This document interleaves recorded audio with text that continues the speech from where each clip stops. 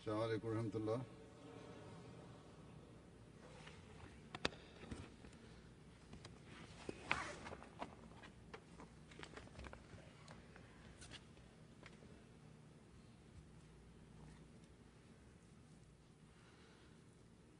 أشهد أن لا إله إلا الله وحده لا شريك له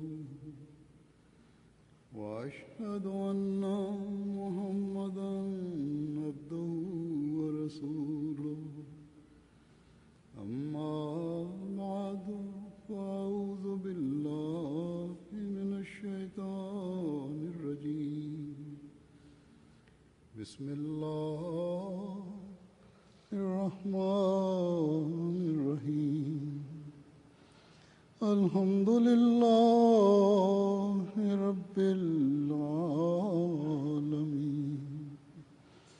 الرحمن الرحيم مالك يوم الدين إياك نعبد وإياك نستعين اهدنا الصراط المستقيم صراط الذين أنعمت عليهم غير المغضوب عليهم ولا الضالين.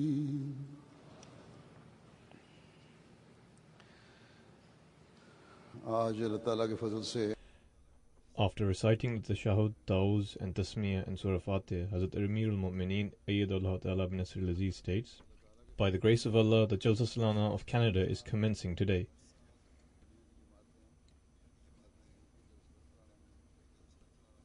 By the grace of Allah, each country in the world celebrate their respective Jalsa Salanas. What is the reason for this? The reason is that having received divine direction from God Almighty, the promised Messiah, peace be upon him, initiated this and said for everyone to gather in Qadian for 3 days.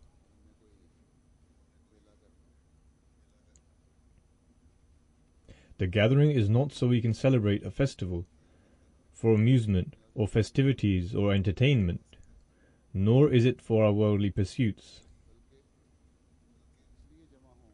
Nay, in fact, the reason we gather together is to increase our religious knowledge and for us to broaden our understanding. We gather together so we are able to develop our cognizance. What is cognizance?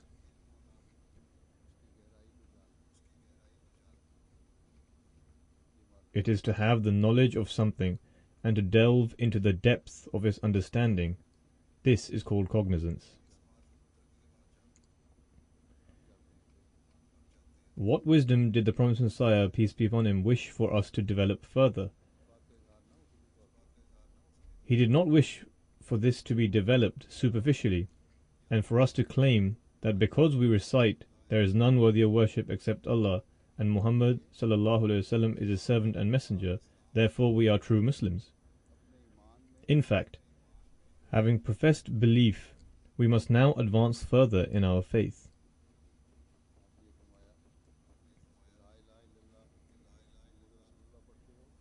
He said that if we profess that there is none worthy of worship except Allah, and that Muhammad sallallahu alaihi wasallam is his servant and messenger, then we must search who is God and what does he desire from us. What are the rights owed to God Almighty, and how are we to express those? How should we interpret the commandments of God Almighty, and how do we act upon them?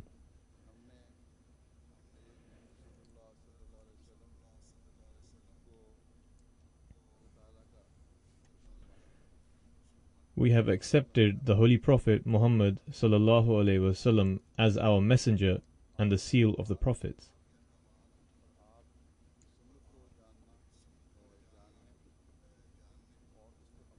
Consequently, we must search for those paths by treading upon which we can follow his commandments and practice.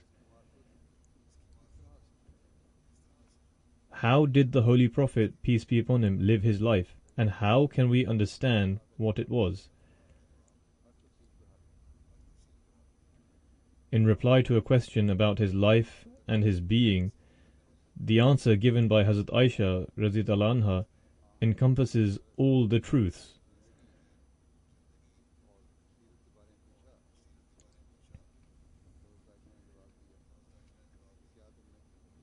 When she said, "Have you not read the Quran?"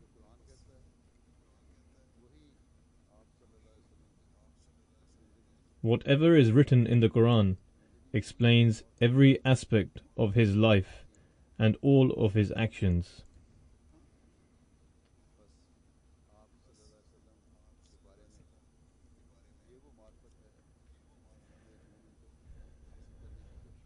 Thus, in order to understand the Holy Prophet, peace be upon him, every believer must ensure they read and understand the Holy Quran.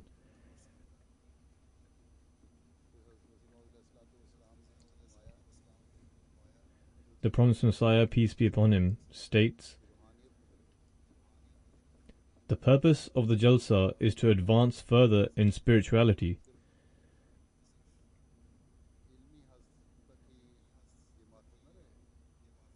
When one attains true wisdom, it should not be for the purpose of satiating the intellect alone. Rather, it should be used as the basis of spiritual advancement as well as progressing in one's actions. If there is no progress in one's spirituality, then the participation in Jalsa is futile." The Promised Messiah further stated, "One benefit of the Jalsa, for which every participant should strive towards, is to familiarize yourself with one another. This connection should not be a temporary one as is formed by the worldly people. In fact, every Ahmadi should have a relationship of love and brotherhood for his fellow Ahmadi. The connection should be so strong and firm that nothing should be able to come in between it and sever it."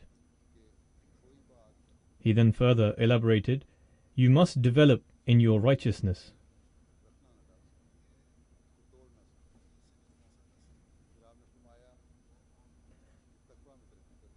Amongst the aims of the Jalsa Salana, this is extremely important, without which a believer cannot be deemed to be a true believer.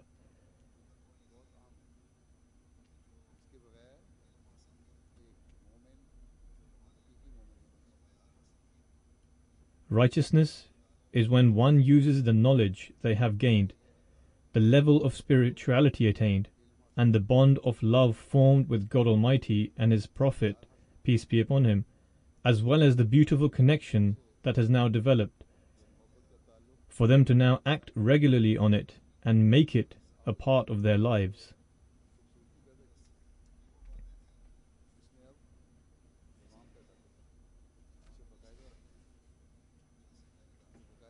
Thus, these were the reasons for which the Promised Messiah, peace be upon him, established the Jalsa. And for this reason, he stated for everyone to gather in Qadian for 3 days each year.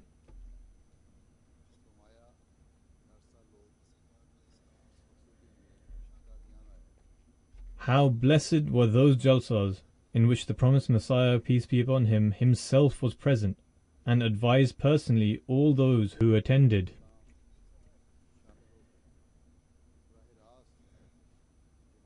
He would ensure his followers are given moral training and quench their spiritual thirst.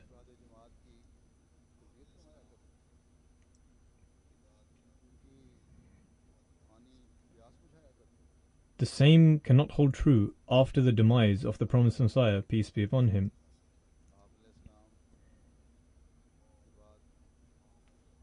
That is why the status of a prophet is unique, and the one who appeared in accordance with the prophecies of the Holy Prophet, peace be upon him, and the one who came in subservience to him, and the one sent for the revival of the faith, most certainly has a special status of his own.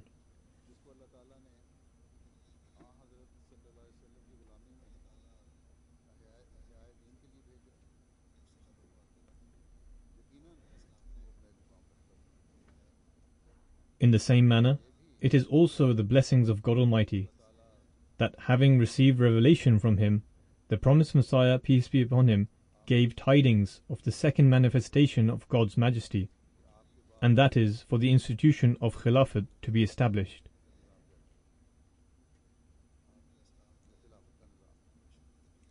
Through Khilafat Ahmadiyya, the completion of the mission set by the promised Messiah, peace be upon him, is in motion and in full flow. The scheme of Jalsa Salana is also part of that chain.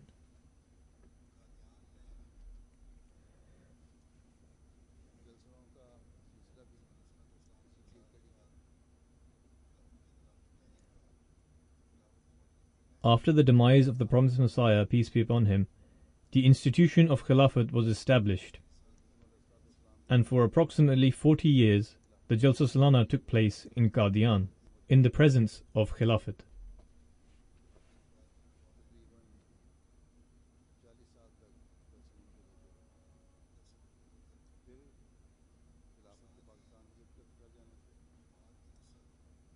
Then, when Khilafat migrated to Pakistan, and once more the Jalsa Salana took place in Rabwa, while at the same time the community expanded to various countries all over the world.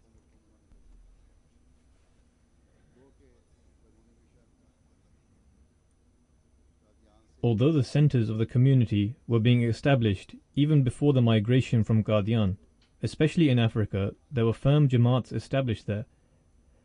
However, each approaching day, month, and year brought further advancements and strengthening to all communities established outside of Pakistan, to such an extent that on seeing such advancements, the opponents of Ahmadiyyat used the government to pass a barbaric law against Ahmadis.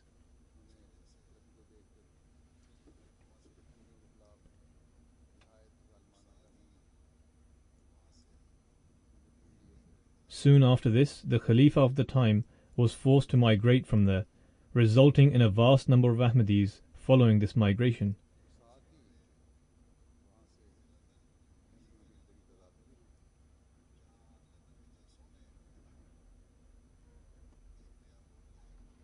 When Hazrat Khalifatul Masih IV, rahimahullah, emigrated to London, the jalsas that took place in London transformed greatly and expanded to new levels. The jalsas of other neighbouring countries also transformed, and gradually this progressed to the extent that jalsas taking place today around the world have another dimension altogether.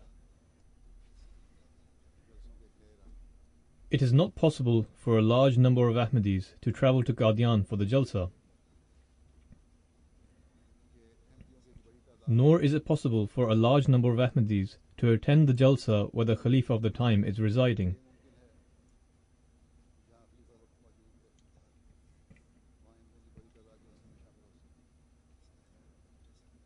The manner in which the Jamaat is expanding throughout the world and the rate it is progressing, it is now vital that jalsas commence in the manner they took place in the time of the promised Messiah alayhi salam, in all those countries where the Jamaat is established.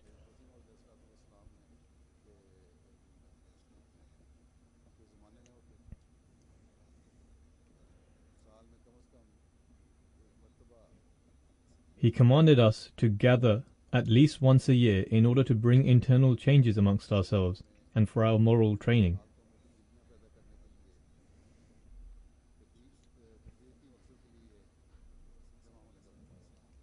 Thus, you have all gathered here in order to fulfill this purpose as explained by the promised Messiah, peace be upon him, and each year you attend to achieve this goal.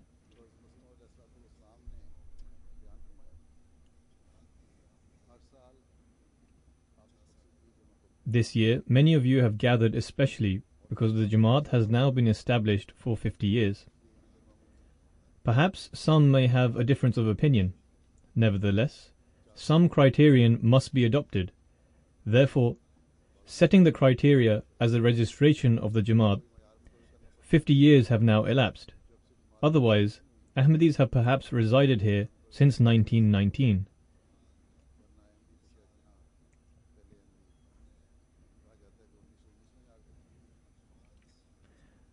Nevertheless, this year the Jamaat is celebrating its 50 years since its official registration in this country.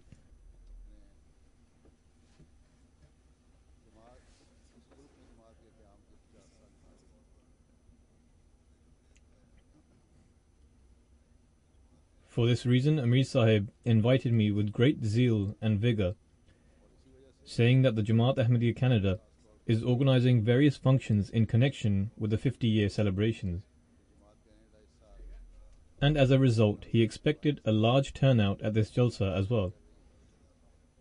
Therefore, I should attend. As I mentioned earlier, wherever the Khalifa of the time is present, more people attend. That is why this year, since I have come here, there have been a large number of people attending from other countries, and they are continuing to arrive.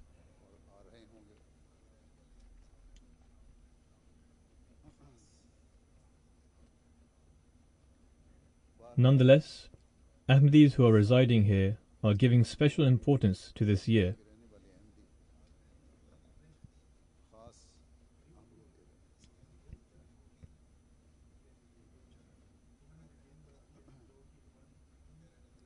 However, every Ahmadi should remember that its importance will only be manifest when the Ahmadis residing in Canada, having believed in Ahmadiyyat, will then fulfill that pledge of allegiance they have formed with the promised Messiah, peace be upon him.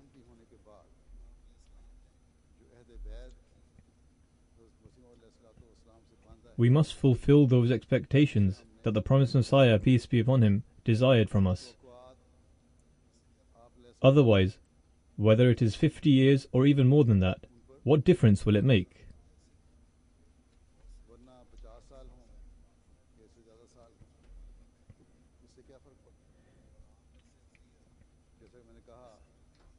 As I mentioned, as a result of the situation in Pakistan, many Ahmadis settled in other countries, and the majority of you have settled here for this very reason.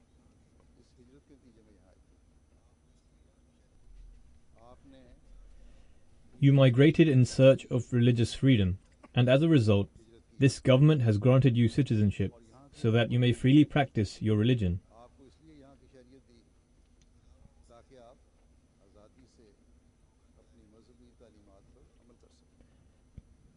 Therefore, every Ahmadi that resides here, aside from the oath in which they pledge to give precedence to faith over all worldly pursuits, a great responsibility upon them is to fulfill that very purpose for which they migrated.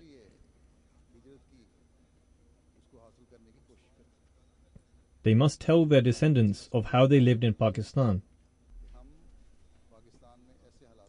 And now that those conditions have improved, it is incumbent upon them to obey the commandments of God Almighty and become those who are truly thankful to Him.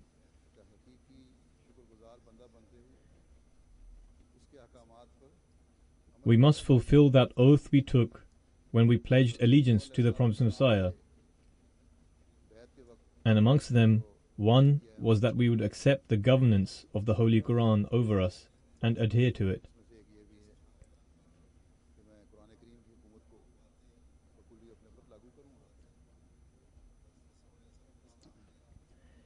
In this day and age, we must ponder over all the complete and comprehensive commandments laid down before us by the promised Messiah, peace be upon him.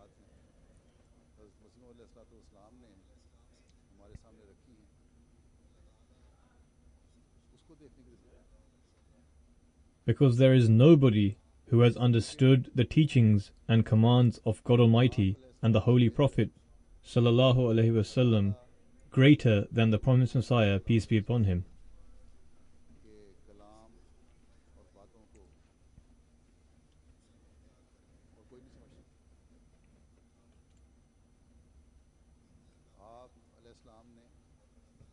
Only by adopting the religious injunctions in the manner explained by the promised Messiah, peace be upon him, and by further pondering over the word of God Almighty, can we illuminate our intellect and strengthen our faith.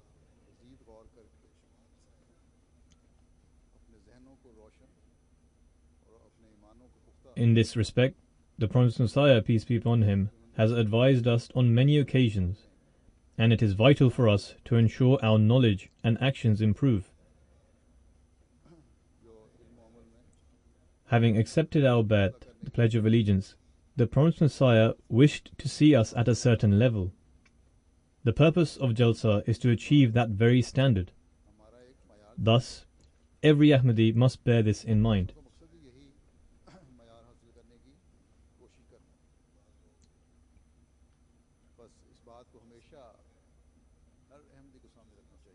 At this point in time, people have perhaps come to the Jalsa, but are not listening attentively.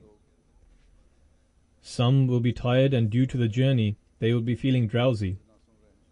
I say to them all that whatever I am about to say, they should listen attentively and try their utmost to sit and listen with full alertness and awareness.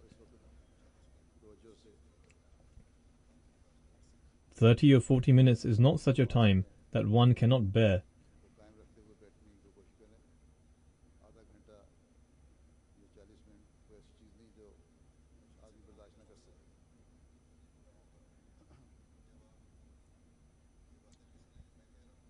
And you will only fulfill the purpose of coming to the Jalsa when you listen to the points I am explaining, then demonstrating those points mentioned by other speakers through your actions.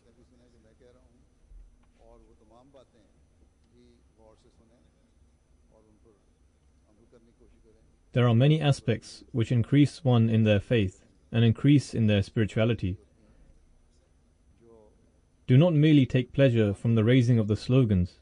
In fact, you should endeavor to make it a part of your lives.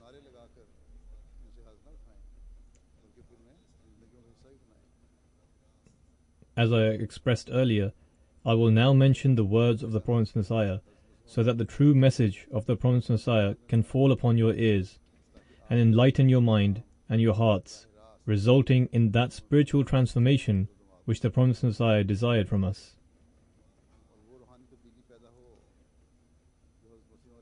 On one occasion, the promised Messiah, peace be upon him, states, "I have told my community countless times not to merely rely on your pledge of allegiance alone. Until you reach the depths of its veracity, you cannot be saved. The one who relies solely on the exterior shell is bereft of forgiveness." Which means, if you will be content at the fact that you have received the shell or skin of a fruit, then this is completely futile, as you have deprived yourself of the actual fruit.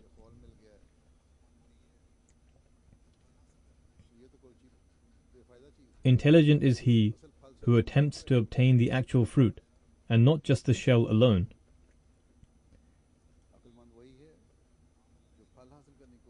The promised Messiah further states, "If the devotee does not carry out virtuous deeds himself, then the saintly personage of his master can be of no benefit." Which means that once you have entered into the bed, the pledge of allegiance, and you fail to amend your physical conditions, and you are content at the fact that the person you have accepted is God's messenger, then, although the saintliness of God's prophet is true in its own respect, the devotee will only benefit from that holiness when one's physical actions align with his saintliness.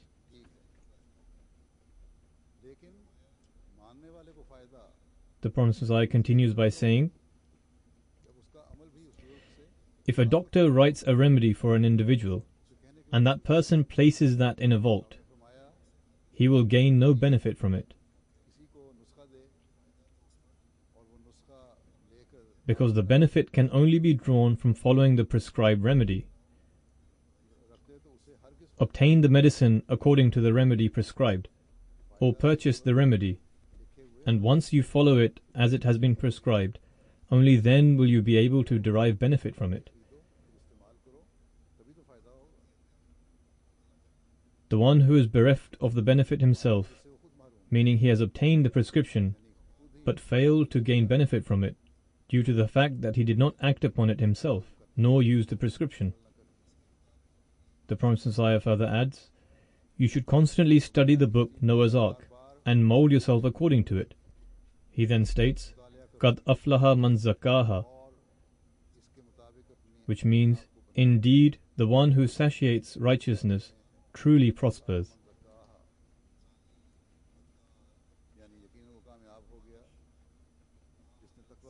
In this manner, thousands of thieves, adulterers, wicked, drunkards, evil individuals claim to be followers of the religion of Muhammad sallallahu alaihi wasallam. However, are they true followers in reality? Most certainly not. The true followers are those who act upon the teachings of the Holy Prophet sallallahu alaihi wasallam and abide by them with integrity. Then, on another occasion, whilst explaining the different standards of Bay'at, Pledge of Allegiance, the Prophet Messiah said, similarly, the one who claims to have performed the Bay'at, the Pledge of Allegiance, and professes his faith, he should analyze himself and decipher whether he is like the shell or is in fact the inner essence.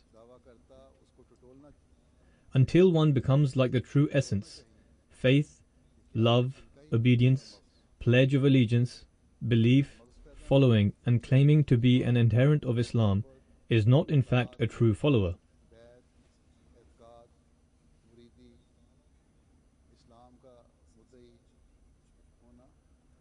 Remember, it is absolutely true that in the eyes of God Almighty, aside from the true essence, the outer shell holds no significance.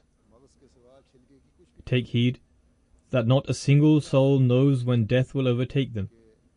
However, it is a fact that death is decreed for everyone. Thus, do not be content with mere profession of faith, and do not be pleased.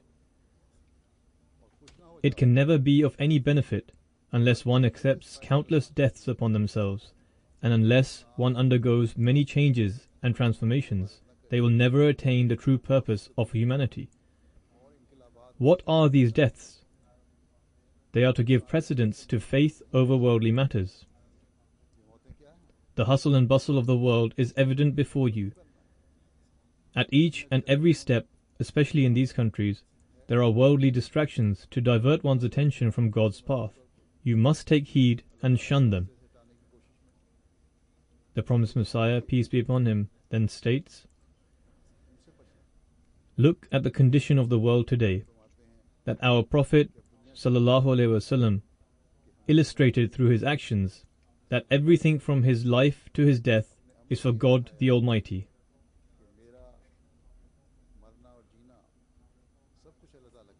Today there are Muslims spread throughout the world. If any one of them is asked whether they are a Muslim, he replies by saying, Alhamdulillah, all praise belongs to Allah. The goal of the person for whom he recites the kalama, the declaration of faith, was God Almighty. However, this individual lives and dies for the world, up until he draws near to his death, and in the last moments and the last breaths he takes. The Promised Messiah, peace be upon him, further adds, to be content in this manner does not behove a wise person. Once, a Muslim said to a Jew for him to become a Muslim. The Jew replied that he should not be content with the mere fact that you are called a Muslim. The Jew said that I had a son, and named him Khalid, the one who lives forever. But he passed away, and was buried before nightfall. Therefore, by naming him Khalid, the infant did not live forever. His life was not even long. The Jew said that the child departed on the same day of his birth, and I had to bury him in the evening. Hence the Promised Messiah says, seek the true core. Do not be content with mere labels. It is a matter of great shame that one leads the life of a disbeliever despite being called a follower of the Holy Prophet, peace and blessings of Allah be upon him. So in your daily life, you need to follow the example of the Holy Prophet and cultivate the same values.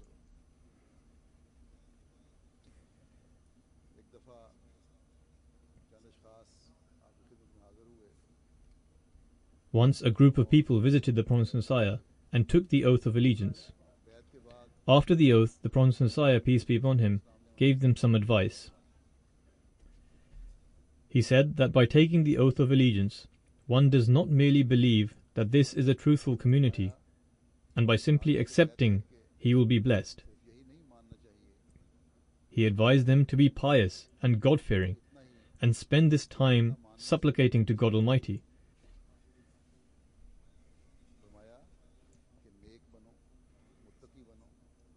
Then he further advised that in the Holy Quran, God Almighty has mentioned the Amal-e-Salih, righteous deeds, in conjunction with faith.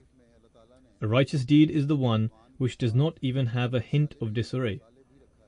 Remember, there are certain things that make one's good deeds go to waste. What are these? To exhibit the fact that one carries out good deeds and then flaunts off to others. Vanity is when one feels self-righteous by performing some good deeds, and feels excessively proud that they have carried out such a great deed. So many evil deeds and sinful acts can annihilate one's good deeds. A righteous deed is the one which does not even have an iota of injustice, pride, vanity, arrogance, and usurping the rights of others. The Promised Messiah addressed them and said that in the hereafter one will be saved by the virtue of one's righteous deeds. Similarly, in this world, the righteous deeds can save a person. Even if one person in the home adheres to righteous deeds, this can save the entire household. You must understand that if you do not practice righteous deeds, your faith will not benefit you at all. If a doctor gives a prescription, it means that one needs to obtain whatever has been prescribed and use that medication. If one does not take the prescribed medication and simply keeps the prescription safe, what benefit will the plain prescription be to him? The Promised Messiah continued by saying, "Now that you have repented, God wishes to see how you will purify yourself after this repentance. The time is such that God Almighty wishes to demonstrate a distinct difference through righteousness. There are many people who bemoan God, but do not reflect on their own condition. If one faces any loss, it is largely due to the mistakes and errors on the part of the individual themselves. Otherwise, God is benevolent and merciful. If man suffers a loss of some sort, then it is of his own making. It is born out of the atrocities he commits. Otherwise, God Almighty is never cruel. He is indeed most kind and merciful." There are some people who have the understanding about the sin, but there are some who become so prone to vices that they do not even realize what they are doing. It is for this very reason that Allah the Exalted has instructed us to pray for the repentance of sins. We must pray for the repentance of our sins, especially during these days. The ambience of Jalsa is such that when one supplicates frequently, you must recite istighfar constantly. The Promised Messiah states that a person should offer istighfar for every sin, be it obvious or hidden, be it known or unknown. One should offer istighfar for the sins of the hand, feet, tongue, nose, eyes, and every type of sin. These days we must offer the prayer of Hazrat Adam, peace be upon him, which was Rabbana zalamna anfusana wa illam taghfir lana wa tarhamna lanakunanna min al-khasirin, which means, Our Lord, we have wronged ourselves, and if thou forgive us not, and have not mercy on us, we shall surely be of the lost. The Promised Messiah says that this prayer has been accepted at the beginning. Since Allah the Exalted taught this prayer, God has accepted this prayer. Do not lead a life of ignorance.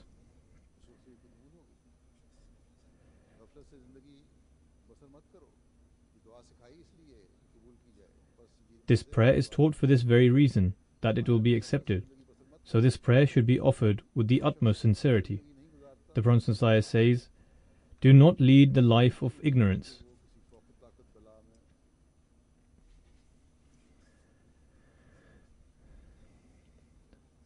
Those people who do not lead the life of ignorance are unlikely to end up in trouble. So this means that if life is not spent in the state of ignorance, then one is unlikely to suffer from trials. No affliction comes without a reason. The Prophet Messiah states, I had the divine revelation of this prayer, Rabbi kullu shay'in khadimuka, Rabbi fahfazni wansurni warhamni, which means, O Allah, everything is subservient to you. O my God, protect me, help me, and have mercy on me. This prayer should be offered in abundance. Once in a meeting, Hazrat Maulvi Abdul Karim Sahib requested that the Promised Messiah to give some advice regarding mutual unity and harmony. At this, the Promised Messiah, peace be upon him, gave some guidance. I will mention a portion of that guidance here. The Promised Messiah said, I have brought 2 points. Firstly, to establish the unity of God, and secondly, to promote love and empathy for each other. Therefore, set such high standards of these that others would find this unconceivable. This is the status that was attained by the companions of the Holy Prophet. To bring people together is like a miracle.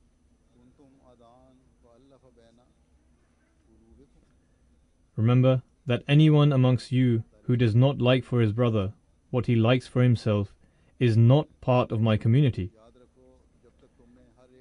The Prophet Messiah said, remember, to remove rancor is the sign of the advent of the Mahdi. Do you think that this sign will not be fulfilled?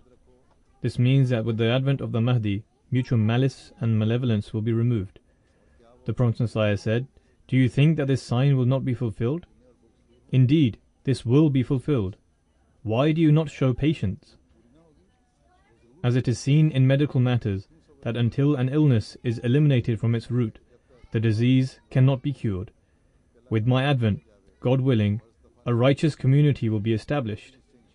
What is the reason for mutual grievances? It is miserliness, arrogance, and conceit. The Prophet Messiah said that this new community will definitely be formed, and great and sincere members will be granted to this community.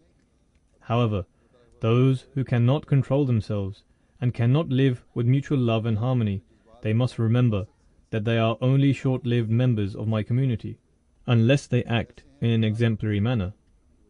I do not wish to get blamed for the misdeeds of others. Any individual who is the member of my community and does not follow my directions is like the dried branch of a tree. A gardener has no alternative but to cut out the dried out branch. A dried out branch sucks the water of the green branches, but does not come back to life. Such branches destroy the green branches alongside them. So be afraid, those who will not follow my directions will not stay with me for long. Those who promote discord amongst each other, this is a matter of great concern for them as well. As we have accepted the reformer of the age, who has been sent for our reformation, we need to make an effort for this as well. We need to appreciate his directions and follow his commandments.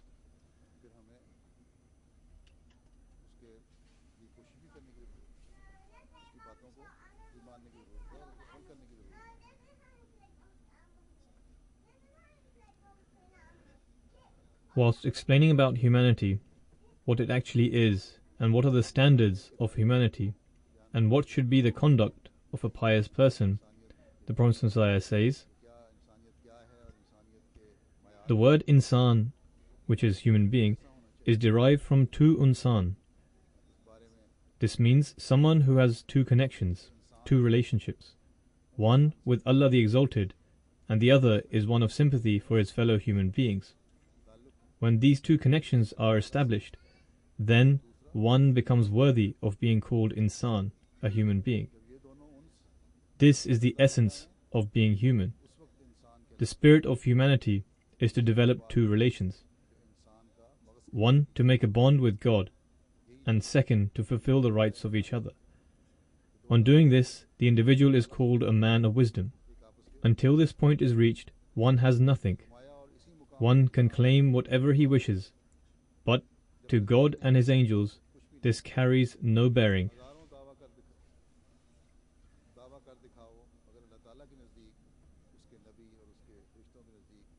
Then explaining the concept that God Almighty does not prohibit us to engage with business dealings and the tasks of this world. Rather, God directs us not to be lazy and work hard. However, your objective should not be this world only, but rather to seek the pleasure of God. This should always be remembered. Where we should try to attain the blessings of this world, in the same manner, we must make every effort to attain the blessings of the hereafter.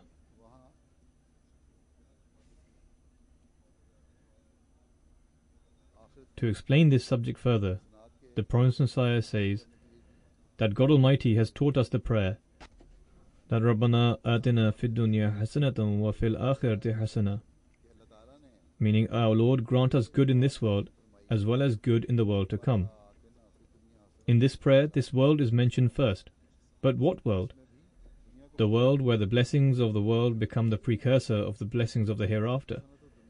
The teachings given in this prayer make it absolutely clear that a pious person should always be mindful of the blessings of the next world when seeking the blessings of this world. The best of this world also mean that a pious person should seek the world in the best manner possible. Seek the world in a way that leads to progress and improvement. So it is not forbidden to seek this world, but this should be done in a way that is good and beneficial, and not by hurting others, by usurping their rights, and by seizing their belongings. The Prophet Messiah, peace be upon him, said that the manner should be such that does not harm other human beings and cause embarrassment amongst yourselves. Indeed, such a world would be the most blessed. Such blessings of this world would lead to the blessings of the hereafter. People who earn the blessings of the world in this manner, they spend their wealth in the cause of Allah the Almighty for the benefit of His creations and for the cause of His faith. The Prophet Messiah continues by saying, only those people enter our Jamaat who accept our teachings as a code of conduct from themselves and try to follow those teachings to the best of their ability. However, those who accept it by merely exclaiming and do not follow the teachings with their actions should remember that Allah intends to make this a distinct Jamaat, and you cannot stay in this fold by merely writing your name down.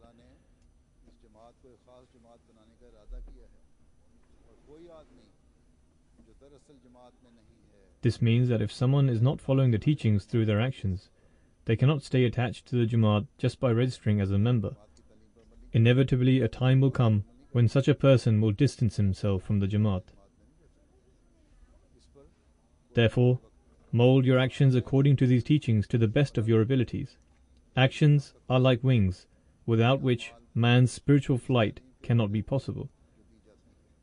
Just as the birds need their wings in order to fly, man's actions help him with his spiritual flight.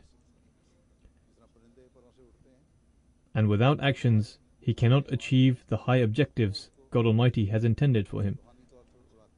Birds have an understanding, without which they would not be able to achieve their purpose. For example, the honeybee would not be able to produce honey without this intelligence. Neither would the homing pigeons be able to do what they can. They are trained to carry letters from one place to the other. They have to make use of their intelligence as they have to travel far afield. In the past, homing pigeons were used for mailing letters. Similarly, birds are used for many different purposes and various other aspects.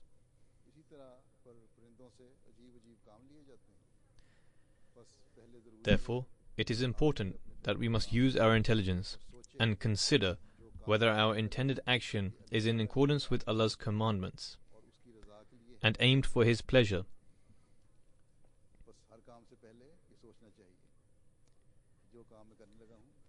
Before any action, one must think if his faith allows him to perform that action, or whether God has permitted it, or if it is even the right thing to do. One should not adopt unjust methods for the mere accumulation of wealth. The Prophet Messiah states, once a course of action is weighed up and judged to be the right one, then physical effort is important. One should not be lazy or negligent. but it is imperative to ascertain that the teaching is the correct one. Sometimes, even if the teaching is correct, one is led astray due to one's own error or omission, or due to the mischief or falsehood of another individual. Therefore, one should investigate matters with a clear conscience and an open mind. Whilst explaining the importance of taqwa, righteousness, he states that the very reason he was commissioned was that the field of righteousness was vacant. You should observe righteousness rather than take up arms, which is forbidden. If you observe righteousness, the whole world would stand by you. So observe righteousness. People who drink alcohol, or in whose religion alcohol is an integral part, cannot have any connection with righteousness. They are at war with virtuousness.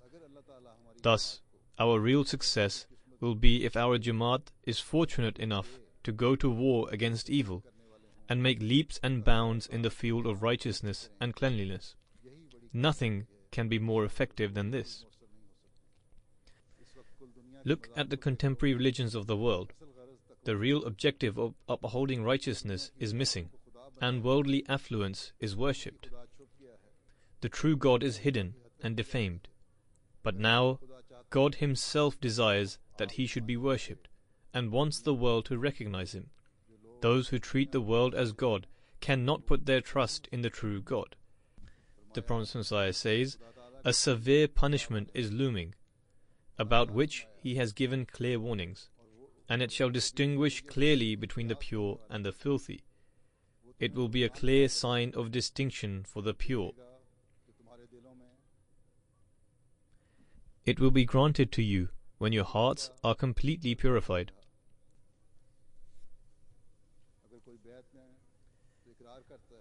If someone pledges his allegiance and verbally affirms to prioritize his faith over all worldly pursuits, but does not hold to his word and promise through his actions, then what does God care for such a person? If 1 or even 100 such people perish, it would be assumed that they had not brought about the required change in themselves, and that such a person was devoid of the light of truth and understanding, which removes the darkness and grants faith and pleasure to the heart.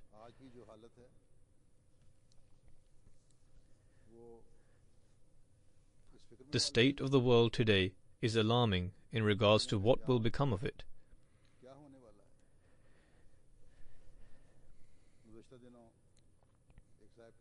A few days ago, a gentleman said to me that the world is rapidly headed towards disaster. What will become of us? The Promised Messiah has answered this very question in one of his couplets and explained in detail. He says, "Indeed there is a blaze, but those who love the wondrous God will all be saved."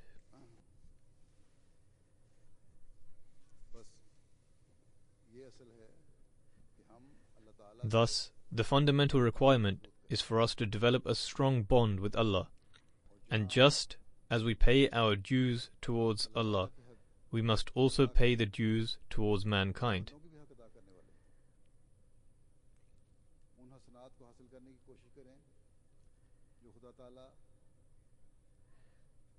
We should beseech the blessings that are true blessings according to the criteria set by God, and try to avoid sinful acts, the ones that are considered vices by God Almighty and clearly set out in the Holy Quran.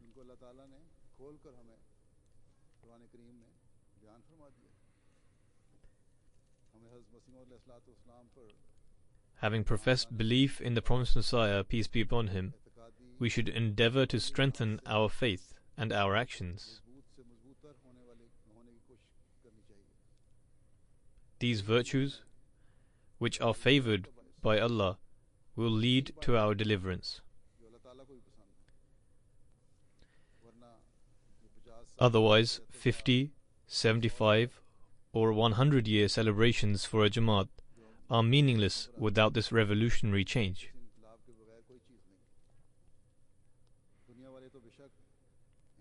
These occasions are a cause for celebration for worldly organizations, but not for spiritual movements. If the celebration is on making progress in following Allah's commandments, and there is a resolution to advance further in the future, then since it is an expression of thanksgiving, it is permitted.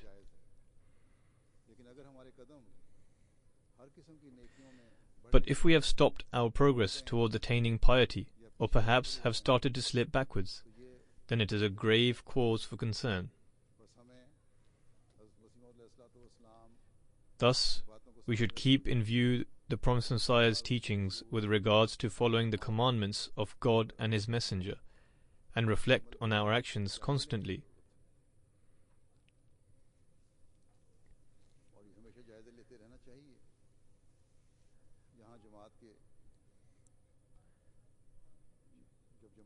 So that when the 75 years of the Jamaat are completed, we can say that we have fulfilled our promise of giving precedence to faith over all worldly affairs. Not just this alone, in fact, we should be able to say that we are making progress in this regard. May Allah enable us to do so. As I have said before, you should spend these 3 days of Jalsa in prayers and listen attentively to the Jalsa program, which is its true objective. May Allah enable everyone to achieve.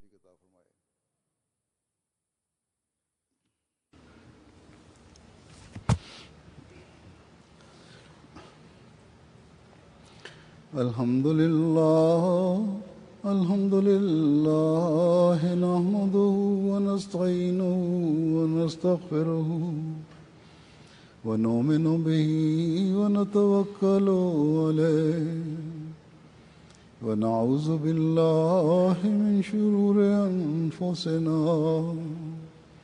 wa min sayyiati a'malina. من يهده الله فلا مضل له ومن يضلله فلا هادي له ونشهد أن لا إله إلا الله ونشهد أن محمدا عبده ورسوله. عباد الله رحمكم الله إن الله يأمر بالعدل والإحسان وإيتاء ذي القربى وينهى عن الفحشاء والمنكر والبغي يعظكم لعلكم تذكرون. اذكروا الله يذكركم وادعوه يستجب لكم ولذكر الله أكبر.